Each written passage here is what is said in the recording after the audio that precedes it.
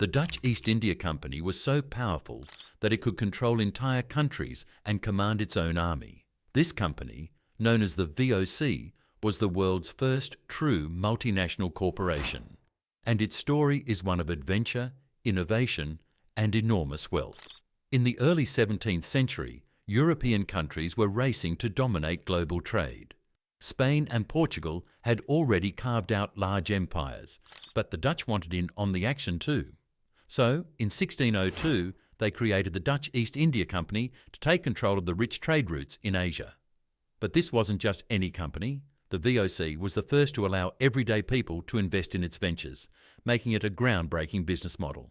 And it wasn't all smooth sailing. The VOC faced fierce competition and had to build a powerful military to protect its interests. In this video, we're looking into the story of how the VOC rose to power, the ways it operated, and the impact it had on the world. By the end, you'll see why the Dutch East India Company is a name that still echoes through history.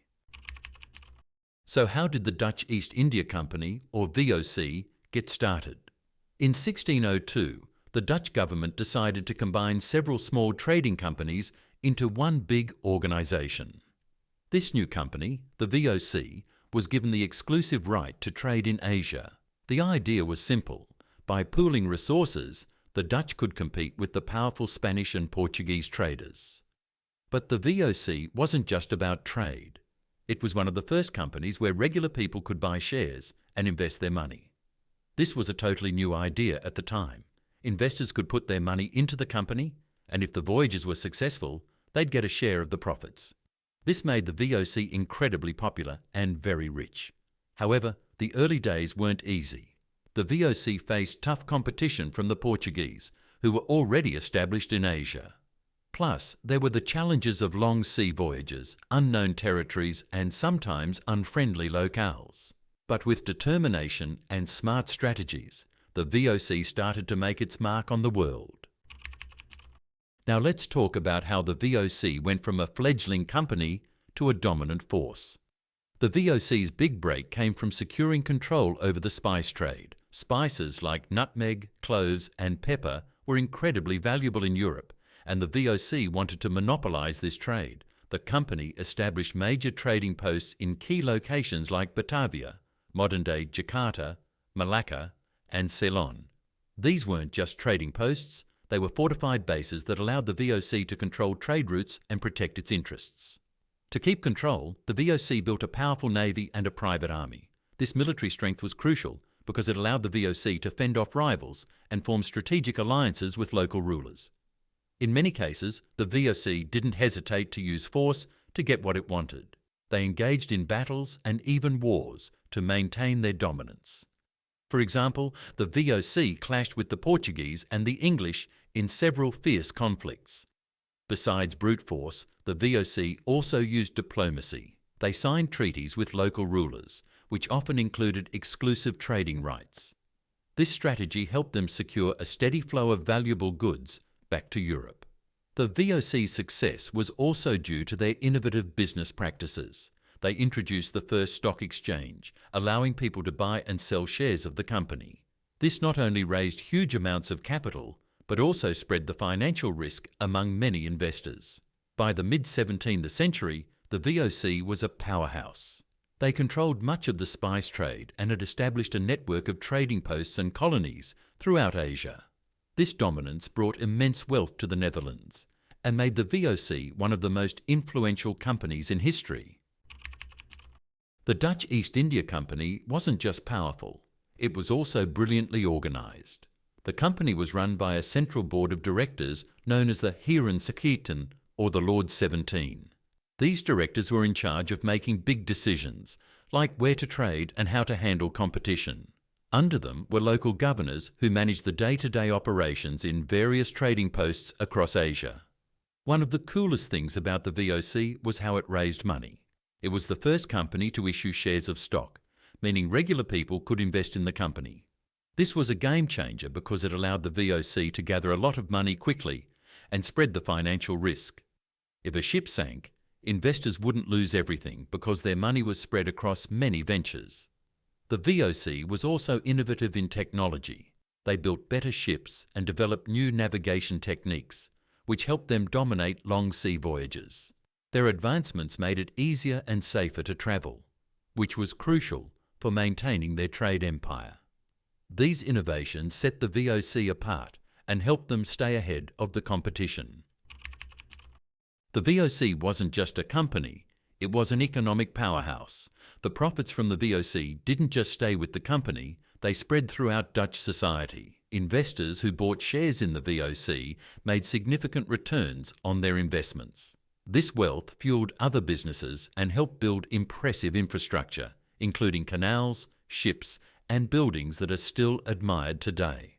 But the VOC's impact wasn't just financial, it also changed how business was done globally. The idea of a publicly traded company where people could invest and earn profits was revolutionary. This model paved the way for modern corporations and stock markets. However, it wasn't all positive. The VOC's drive for profits often led to harsh policies and exploitation in the regions they controlled. While the company brought wealth to Europe, it also caused suffering and disruption in many Asian communities. Despite this, the economic impact of the VOC was undeniable, shaping the world of business for centuries to come. The Dutch East India Company didn't just trade spices and goods, it also brought cultures together. Through its trading network, the VOC introduced new products to Europe, like tea, silk, and porcelain. These exotic items changed European lifestyles, making them more diverse and luxurious. But the cultural exchange worked both ways. The VOC also brought European goods and ideas to Asia, introducing new tools, weapons, and architectural styles. This mix of cultures is still visible today in places like Indonesia, where Dutch influence remains.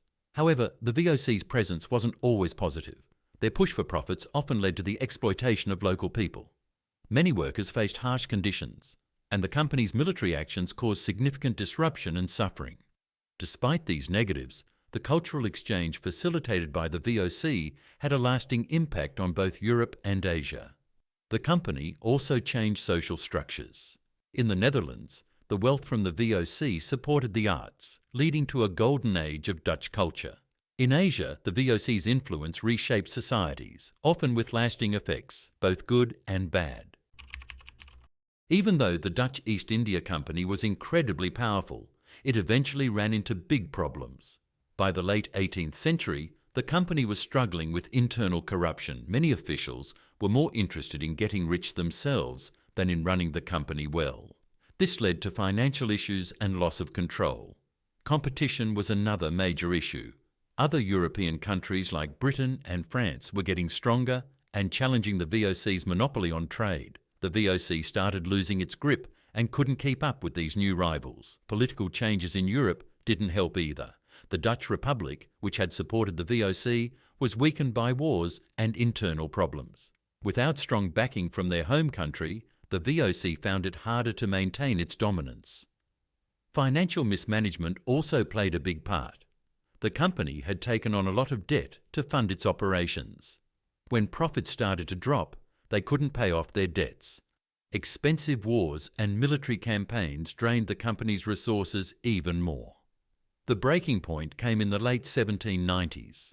The VOC couldn't pay its bills and was basically bankrupt. In 1799, the Dutch government stepped in and dissolved the company, taking over its assets and debts.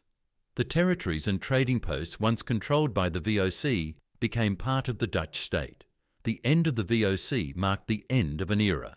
The company had been a pioneer in global trade and business, but its downfall showed the risks of greed, corruption, and overreaching. Despite its dramatic end, the VOC's legacy lived on, influencing modern business practices and leaving a lasting mark on the regions it once controlled. So that's the story of the Dutch East India Company, or VOC. It started as a small trading company and became the world's first corporation, with a massive influence on global trade and economics. The VOC changed how businesses operated, introduced new goods and ideas across continents, and even shaped the cultures of many countries. But with all its power and success came greed and corruption, leading to its eventual downfall. If you found this video interesting, give it a thumbs up and share it with your friends. Don't forget to hit that subscribe button and ring the bell to stay updated with our latest videos. We've got more exciting stories from history and business coming your way, so make sure you stay tuned. Thanks for watching and see you next time.